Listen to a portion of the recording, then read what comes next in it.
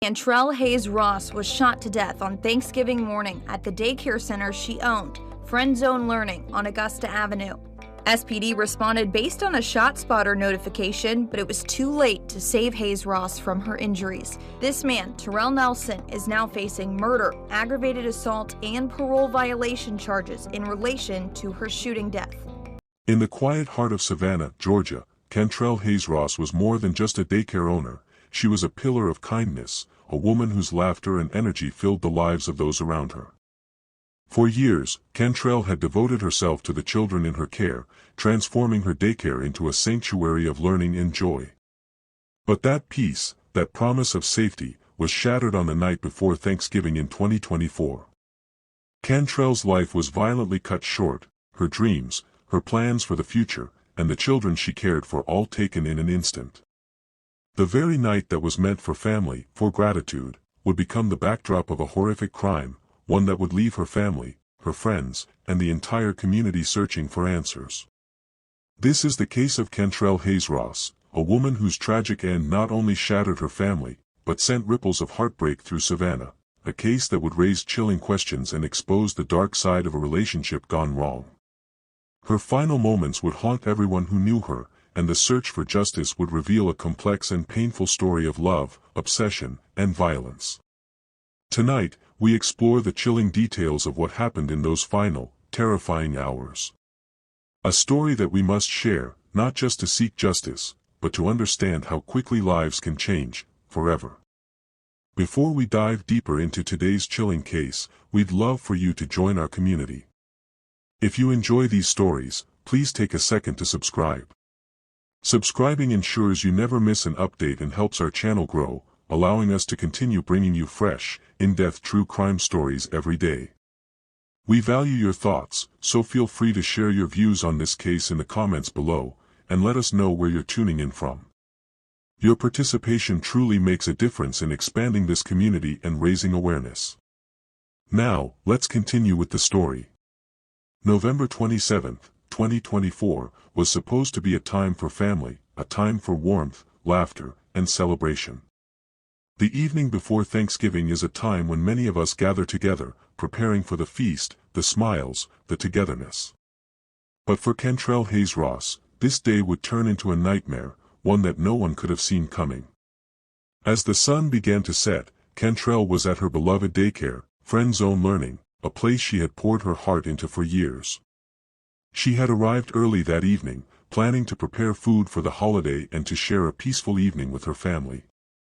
The smells of a home-cooked meal filled the air as Cantrell moved between the kitchen and the patio, enjoying the quiet and the anticipation of the next day's gathering. But what Cantrell didn't expect that evening was the arrival of someone from her past, someone who had once been a part of her life but had now become a threat.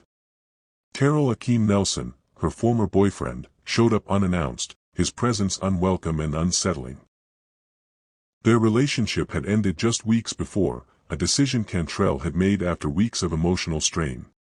She had grown increasingly worried about Nelson's behavior, his possessiveness, his jealousy. She knew she needed to move on for her own safety and peace of mind. But Nelson didn't accept the breakup. In fact, he began to show up, uninvited, at places Cantrell frequented. The coffee shop, the grocery store, even her own home. At first, he claimed these visits were just coincidental. But it was clear to Cantrell, and those close to her, that something darker was brewing. By the evening of November 27th, it had escalated beyond the occasional confrontation. Nelson had become obsessed. His attempts to reconnect with Cantrell had crossed into disturbing territory. And now, as he stood outside her daycare, a sense of dread crept over her. He wasn't here to reconcile, he was here to demand something from her she no longer wanted to give. Inside, Cantrell and Nelson engaged in a heated argument. Witnesses would later testify that the disagreement quickly spiraled out of control. What began as a verbal confrontation escalated within moments.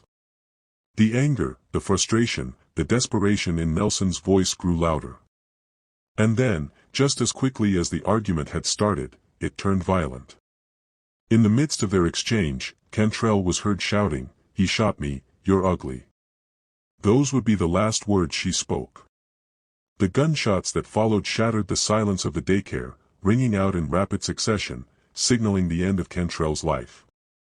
And with that, a once hopeful and bright future was violently stolen away, leaving a trail of unanswered questions. What drove Nelson to this point? Was this just the tragic culmination of an abusive relationship, or was there something even darker at play that night? Whatever the reason, the violence was swift and brutal, leaving everyone who knew Cantrell struggling to comprehend how quickly everything had changed. When the first officers arrived at Friend Zone Learning, they were met with a scene that would haunt them for years to come. Cantrell Hayes-Ross was found lying outside her daycare, her body already stained with the blood from multiple gunshot wounds.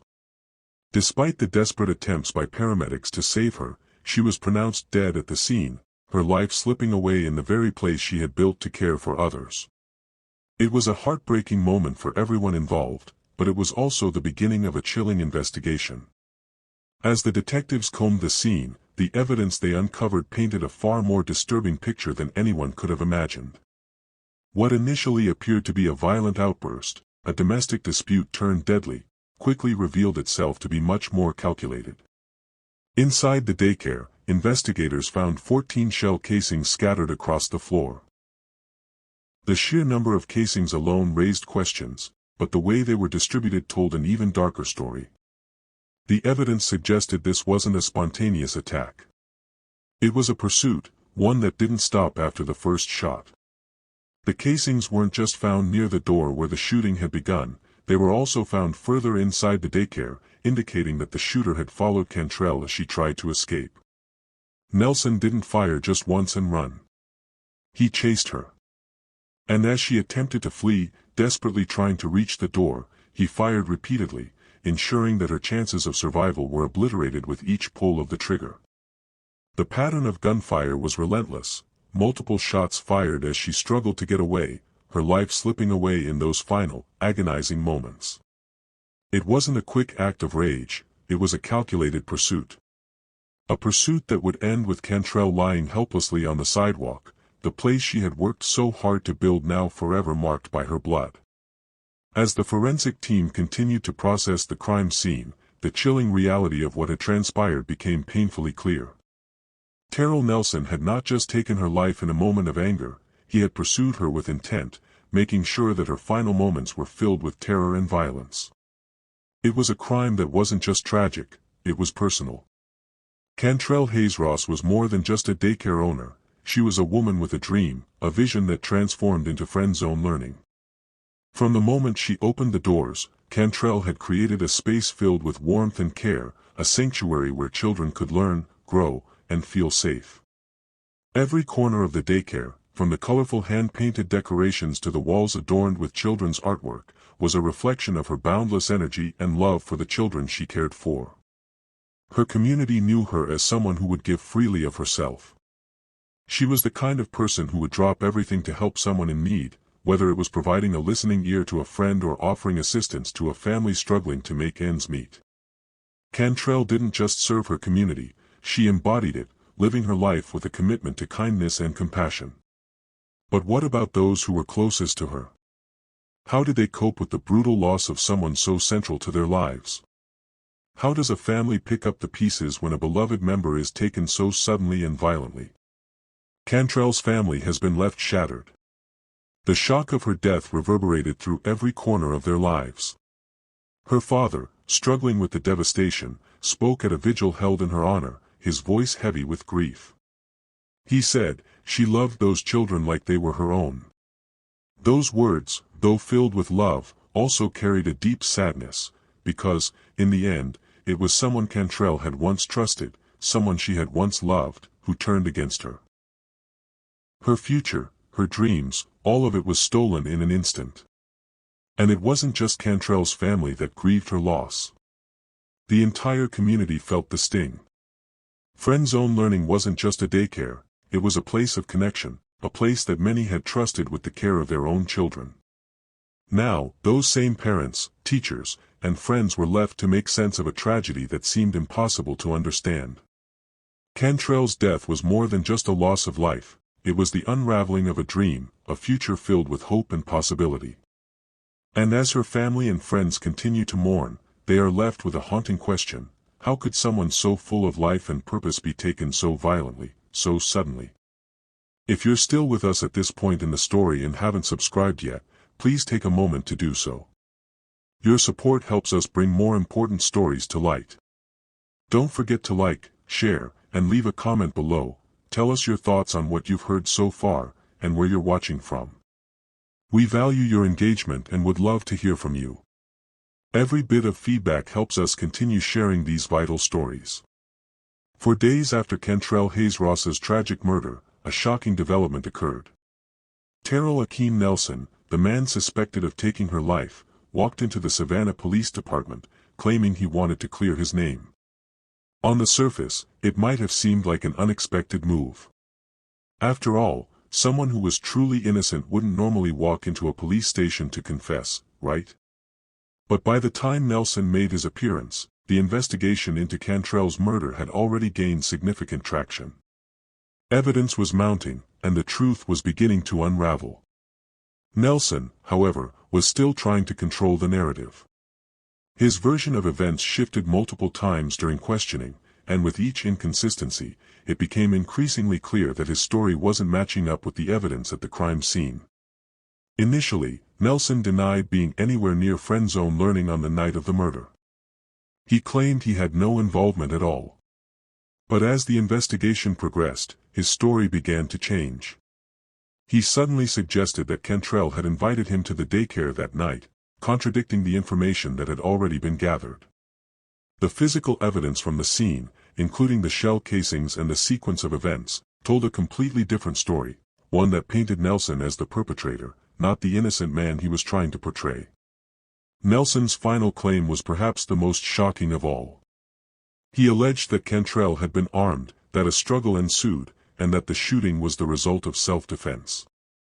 But again, the evidence contradicted him. The multiple gunshots fired at close range, the pursuit of Cantrell as she attempted to flee, these were not the actions of a man defending himself against an armed woman. So why would Nelson lie? What was his motive for continually changing his story? Was this a crime of passion, a desperate act fueled by anger and jealousy? Or was it something more cold and calculated, an act of premeditated violence? The answers remained elusive, but one thing was clear: Nelson's words and the facts simply didn't match up. As the pieces of the puzzle fell into place, it became increasingly difficult to ignore the reality that Cantrell Hayes-Ross's death was not an accident or a random act of violence.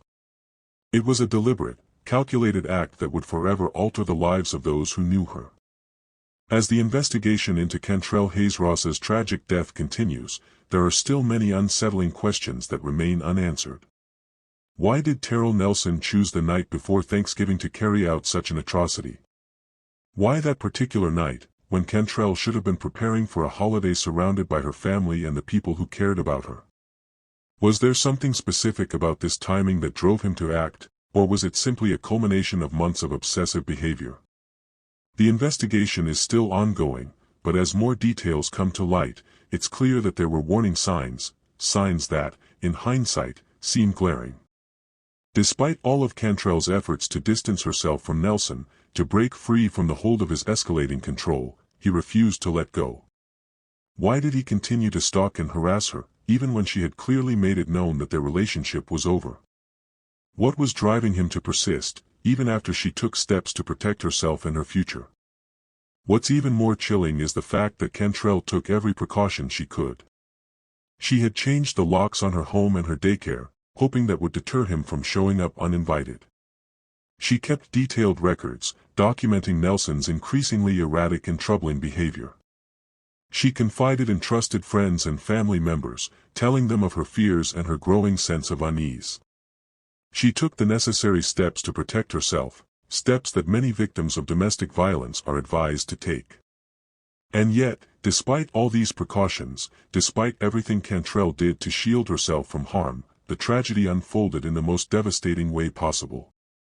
Could this crime have been prevented? Were there earlier warning signs that were missed, either by law enforcement or by those closest to Cantrell? What more could have been done to intervene before the situation spiraled into violence? These are questions that linger, unanswered, as Cantrell's family, her friends, and her community struggle to make sense of the senseless. They are left wondering if there was a way to stop Nelson, if there was a way to prevent the worst from happening. And perhaps most haunting of all, if someone who had taken all the right steps to protect herself could still fall victim to such a brutal act. As the investigation into Cantrell Hayes-Ross's death continues, her family remains unwavering in their commitment to see justice served. They refuse to let her memory fade into the background. They are speaking out, not just to honor the life of the woman they loved, but to ensure that her story is heard by those who might still be in danger. They're raising their voices to highlight the warning signs of domestic violence, to educate others about the patterns of obsession and control that often precede such tragedies. Cantrell's family knows that their pain is not unique. Too many others have faced similar abuse and suffering, and too many more are still living in fear of the same fate. They are determined to ensure that Cantrell's death isn't in vain, that it serves as a call to action for better awareness, for more intervention, and for stronger protections for those who find themselves trapped in toxic, dangerous relationships. Cantrell's story is a heartbreaking reminder of how quickly love can turn to violence, how jealousy and obsession can escalate into deadly consequences. What started as a relationship full of promise and hope became a nightmare of control and fear, ultimately ending in a brutal act of violence. In the blink of an eye, a woman who had so much to offer was taken from the world, and the community that depended on her was left to pick up the pieces. But even as her family mourns, they are left with one haunting question: could this crime have been avoided? Was there more that could have been done to protect Cantrell, to stop Terrell Nelson before his obsession spiraled out of control? Or was there a critical failure somewhere in the investigation, in the system, that allowed this tragedy to unfold? These are questions that will continue to linger as the legal proceedings against Nelson move forward. But no matter the answers, one thing remains clear: Cantrell's family is determined to ensure that her story is not forgotten, and that justice is finally served, not just for her, but for all victims of domestic violence who deserve to live in safety, free from fear. As we continue to seek justice for Cantrell Hayes-Ross, we invite you to take a moment to reflect on this case. What do you think really happened here? Do you believe the investigation was handled properly? Could this tragedy have been prevented with earlier intervention, or were there warning signs that were missed? These are the questions that remain unanswered, questions that we must continue to ask in order to ensure that future victims are protected and that justice is served. Cantrell's story, like so many others, is a reminder of how important it is to listen, to act, and to intervene before it's too late. This is just one of many tragic stories that need to be told. Stories of lives cut short, of justice still sought, and of the ongoing fight against domestic violence. But these stories cannot be heard without your support. Please like, share, and subscribe to our channel for more investigations that seek to expose the truth and raise awareness. Your engagement helps amplify these voices, and together, we can work toward a world where no one has to experience the horror that Cantrell did. Remember to turn on the notification bell so you never miss an exposed case. Your participation helps keep these important conversations alive. Thank you for watching, and for joining us in honoring the memory of Cantrell Hayes-Ross. May her story serve as both a reminder and a call to action.